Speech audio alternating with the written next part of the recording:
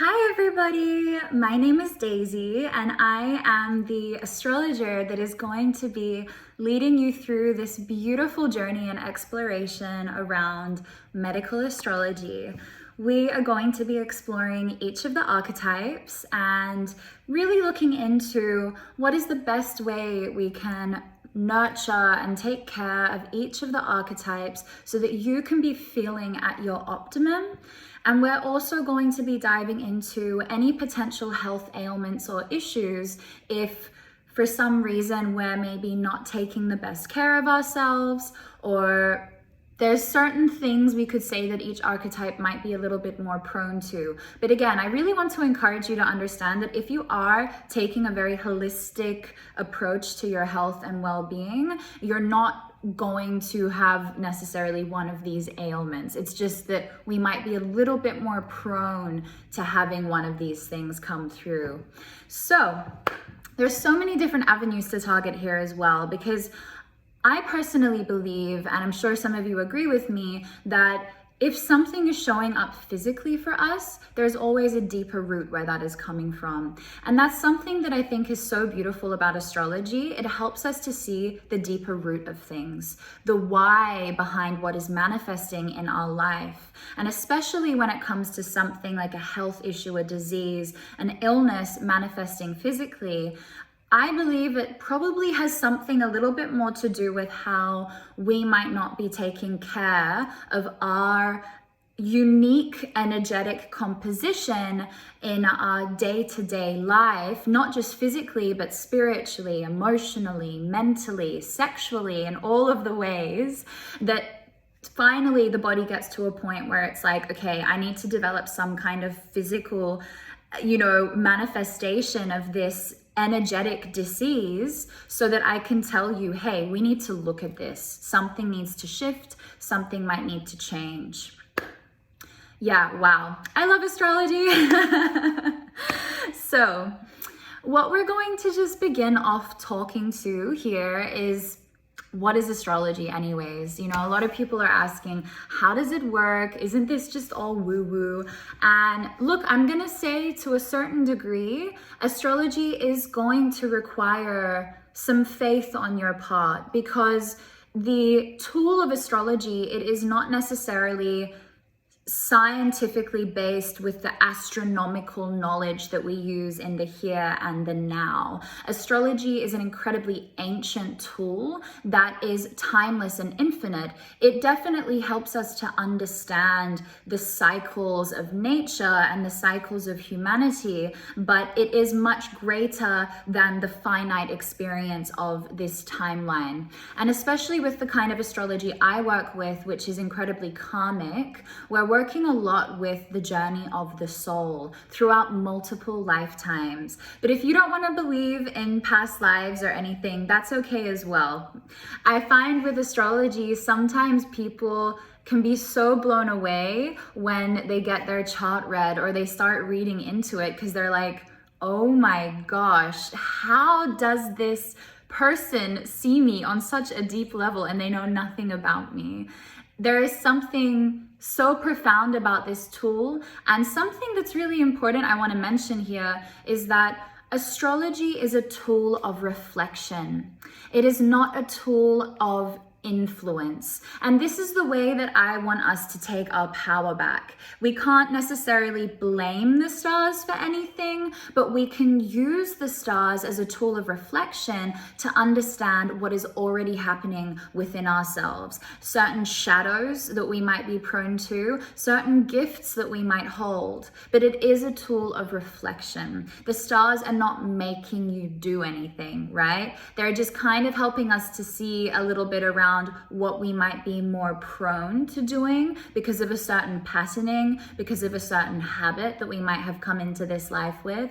But they also give us all of these answers as to how we can actually heal these ailments, heal these habitual patterns of behavior and karmic patterning. So the type of astrology that I work with is called evolutionary astrology. And again, with evolutionary astrology, we are focusing on the evolution of the soul. Now, the way that I like to talk about how astrology works is that everything, and this is scientifically proven, everything in this world is made of energy that is vibrating at different frequencies. And that also means that our own energetic composition is unique to each and every one of us. Now, the cosmos, the cycles, the movement of the planets, they all have their own unique way of moving around the sun, because of course the sun is the center of the solar system. And as each of these planets move in orbit, they are also emitting their own unique vibrations. I like to say that the cosmos, the stars, the planets, this is more like the macrocosm. And our bodies down here, we are the microcosm. And when we are born, and this is also more of the spiritual side, when we are born, the stars are in perfect alignment to mirror the karma that our soul has come here to work with in this lifetime. And this blueprint that we are born with, which is the placement of the stars at the exact time and place of our birth, is also helping us to understand how our energetic composition is uniquely intertwined with the cycles and the movement of the planets and the cosmos. It's very beautiful and amazing in my opinion. So, what else do I want to speak to here? Yes, more specifically, when we're going to be diving into the topic of medical astrology, there's a few little tips and tricks that I want to give you so that you can really get the most out of this series, this video series. So some of you might be very fresh and very new to astrology. And if you are, I don't want to overwhelm you. If you just want to stick to your sun sign being your zodiac sign, you know, maybe you're a Sagittarius or you're a Leo, that's fine. You can just stick to that and you can go and look to the video that I have made for that archetype and you can just work with that and see how that might resonate with you and feel for you. If you are wanting to take this exploration a little bit deeper though, there's two more main things. I mean, the whole chart we can look at in terms of our health, but there are two more main things we like to look at to really give us this deeper insight into our physical health and well-being. And that is going to be looking at the archetype that is on our ascendant and looking at the archetype that rules the cusp of our sixth house. Let me explain a little bit further. So firstly, if you've never looked up your astrological chart before, I recommend you going onto some kind of astrology software. There's ones you can download on the phone, such as Time Passages. I know a lot of people use CoStar. You can also go into Cafe Astrology, Astrodienst, or astro.com. There's many different places you can go and find the birth chart. Now, what we're wanting to look at firstly is what is your ascendant? When you go and look up the birth chart, it should quite clearly label for you what your ascendant is, especially on, I believe, CoStar. It should, because I think with CoStar, I can't remember if CoStar actually shows you your birth chart because I don't actually use it. However, it definitely kind of lays out what the placements are for you. So there you will find what the ascendant is. Now, finding what is on the cusp of the sixth house might be a little bit more tricky. When we're looking at a chart, and I'm also going to post beneath here some chart examples so that you can see exactly what I'm talking about. But when we're looking at a chart, we have 12 houses in the chart, okay? The ascendant is always on the cusp of the first house.